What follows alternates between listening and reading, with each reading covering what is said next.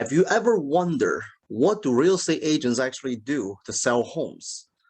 I mean, have you ever seen like after you put your home on the market, the agent disappeared and what are they actually doing? And do you actually need an agent to sell homes in today's market being so hot? Hello everyone, my name is Bojie, Bay Area real estate agent. Today, I want to explain to you three things. Number one, what do real estate agents actually do to sell homes? And number two, how do you avoid hiring the wrong agent? And number three, can you actually sell homes on your own without an agent? Let's dive in. So when an agent is selling homes, what we're seeing at the surface level is, we put this home on the market, we create these online profiles of your home, pictures, for sale signs, hold open houses, and then just leave it on the market. And then we just sit back and wait for the offers to come in. And after your home gets sold, we collect a commission. That sounds so easy, am I right? So what is it exactly that we do to justify the commissions? I mean, selling a home is never an issue in a free market. And but the question is, how much can you get the home sold for? It's never really whether I can sell the home or not. I mean, anybody can sell anything, but the question comes out to be at what price. So the way I see it is the biggest challenge that we're trying to solve for homeowners is how can I find the buyer who's willing to pay the most money in today's market for my home? Now, in order to solve this problem, we're going to have to look at two things. Number one is marketing, and number two, negotiations. Now, let's talk about marketing. Now, marketing comes down to two aspects of it. Marketing creations and then marketing promotions. The product is basically the property, your home. And what we're trying to create is the identity of your home as it relates to today's market. What that means is, like, what are we trying to deliver as a perceived values of buying your home in the eyes of a buyer? What are we creating? Are we creating pictures, of course, the package that explains the condition of your home, and of course, most importantly, the pricing. Every identity of your home on this market comes with three parts: pricing, the condition of your home, and how well it shows. When these three things line up, your home will sell. So the biggest challenge here at this aspect is, of course, pricing itself. I'm sure a lot of the sellers have a pretty good understanding of how much their home should worth. And quite frankly, I mean, there's a lot of information out there and the market changes all the time. So when we go out and try to figure out how much this home should sell for, we tend to look for how much buyers are willing to pay for similar homes in more recent times and get an idea of how much your home is worth. And by doing that, we're comparing the price, and we're also comparing how similar are those comparing homes as it relates to your home. Do we really know what we're dealing with? And also, obviously, how different are these homes showing for? And also, at the time of the sales of those homes, what was the interest rate? What was the market trend? There's a lot of things that goes into making a correct or more subjective comparables as it relates to the values of your home. And this comes to a pricing strategy. What pricing strategy are those homes are all incorporating when they were selling their homes? What was the days on market of those homes? Like, I understand that in a market in a market that is so hot like today's market, homes are selling like in 10 days. At least that's the case here in the Bay Area. And a lot of people are wondering like, hey, there's a lot of buyers looking to buy. I could probably just put my home on the market and buyer would buy my home. Well, that is partially true. You certainly have the foundations for driving a lot of buyers to see your home, because the market overall market condition is great. But at the same time, you got to realize that if homes are selling in 10 days, 5 days, as we all see, that also means that the buyer has a completely different expectations when they look at your home, because they will be comparing the days on market of your home and the homes that they believe were considered to be a hot home. So can you drive enough traffic to see your home intent so that your home will sell with multiple offers above the asking price in 10 days, in 5 days, in whatever the case might be? That definitely goes into the topic of marketing, promotion, which we're going to talk about next. But in order to set your home up for success, the product creation phase, which is pricing, putting together a package, and also, designing a great showing of your home, is definitely one of the most important foundational tasks. If done right, your home will definitely sell for a lot higher money.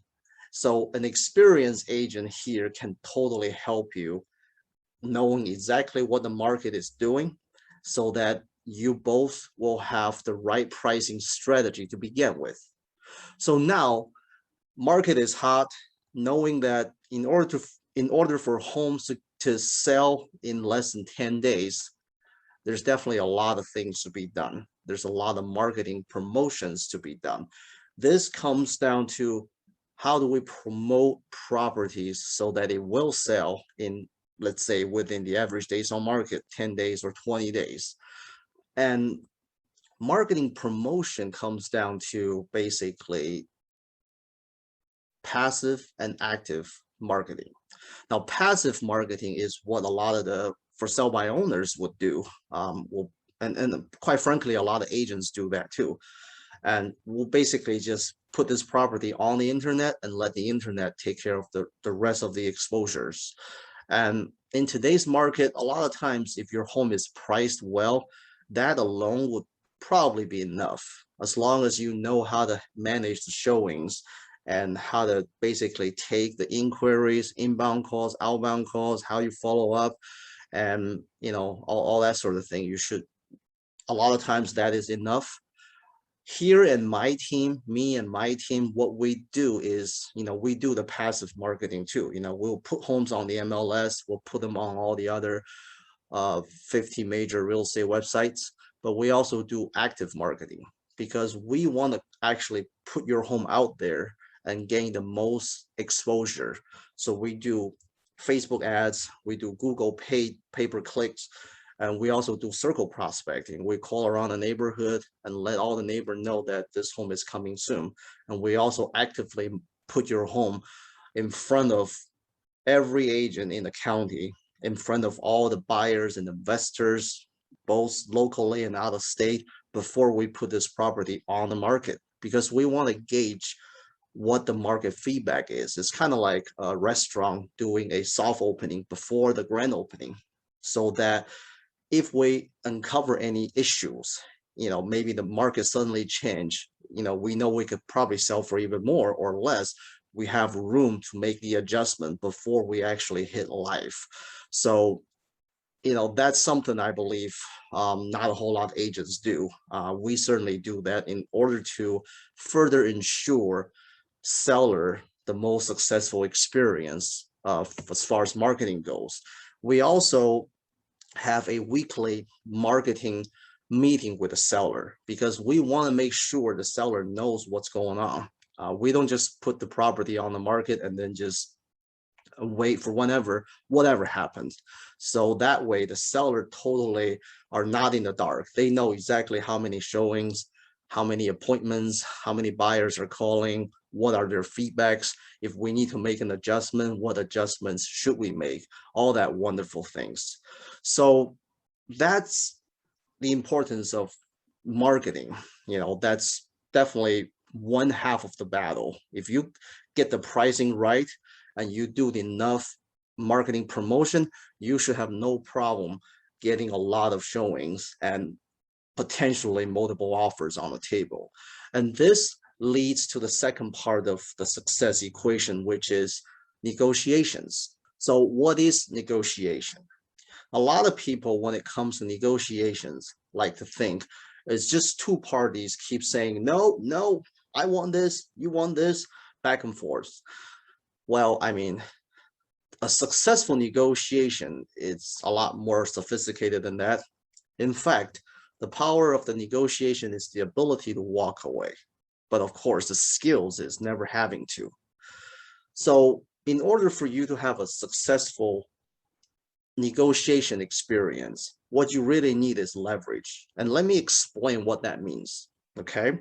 If you only have one person wanting to buy your product, in this case, a house, and that person knows that he is the only person interested, so he's not going to be in a hurry.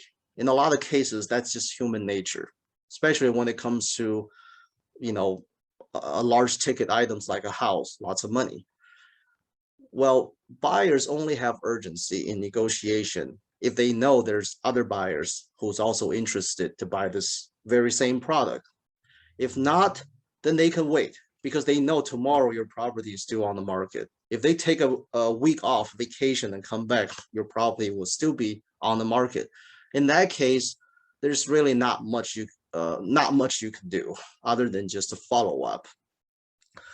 A successful negotiation, like I said, it's all about leverage. An example would be, let's just take home selling out of the equation for now. I want you to think about your last job interview, right? Well, let's say if you are negotiating salaries with a potential recruiter and you have your number, but they don't want to offer that kind of salary, what do? I mean, you can keep talking about how great you are, your skills, your experience, and all that wonderful stuff that you bring to the table. But there's something better you can do. If you can get a bunch of offers on the table from that company's competitors, from even bigger companies, guess what? You don't really need to convince that recruiter that you are great. You are great by showing them you've got all the other offers. So you just need to come back and match these offers. Guess what? That's a great example of leveraging the situation for your own negotiations. A successful seller knows how to leverage multiple buyers in terms of negotiations, creates this whole environment and let the buyer believe that they are not the only buyer looking to make an offer on this home. Through a massive successful open houses and massive and successful promotions and campaign, buyers will know, this home is well within the average days on market, lots of showings, lots of business cards on the kitchen countertop, lots of buyers. In fact, I am right now touring your home and I know 3 other groups are waiting outside, waiting to get in. All of that, if done right, guess what? You don't need to explain to these buyers that your homes are desirable. They already know. Their agents already know. So that's number one, is the matter of creating leverage that will set you up for a success in negotiation. And the second part you must consider is your home, in addition to getting the offers and all that. In order for you to get paid, like an offer coming in and all the way to the closing, buyers typically have at least 3 times that they can negotiate with you. Let me explain. The first time is, we have already talked about, getting a buyer to make an offer that you would accept. You do that through your marketing, your creation of leverage, and negotiation for the first time. So a buyer is convinced to make an offer and pay you the 3% deposit and have the offer on the table waiting to be accepted. That will be the first time. And the second time that a negotiation could occur is during the home inspection period. This is when an inspection company, a lot of times hired by the buyer, come into your home and look at the condition of your home. This is when buyer will have another opportunity to reconsider their offers. This could potentially cause another round of negotiation depending on what the property inspection report says, or if the buyer has a remorse or whatnot. And the third time is during the appraisal period. This is when buyer's lender brings the appraiser to come into your home and tries to further justify the offer price. And this, again, buyer once has the options to renegotiate, reconsider their original offer price. And quite often, deals fall apart during that stage due to a poor negotiations. So as you can see, a great negotiation is not just getting an offer on the table, but a great agent knows how to keep that offer from being accepted and goes all the way until the closing table. Deals often fall apart a lot easier due to a weak negotiations, and that's no good. Now that I have covered what real estate agents do to sell homes and what are the most valuable things that we bring to the table, hopefully you have better understanding of what we do and the values that we bring to the table. And in the next video, I'm going to explain to you how to avoid hiring the wrong agents and what could potentially go wrong if you hire the wrong agents. If you have any question, comment down below, and I'll see you in the next video.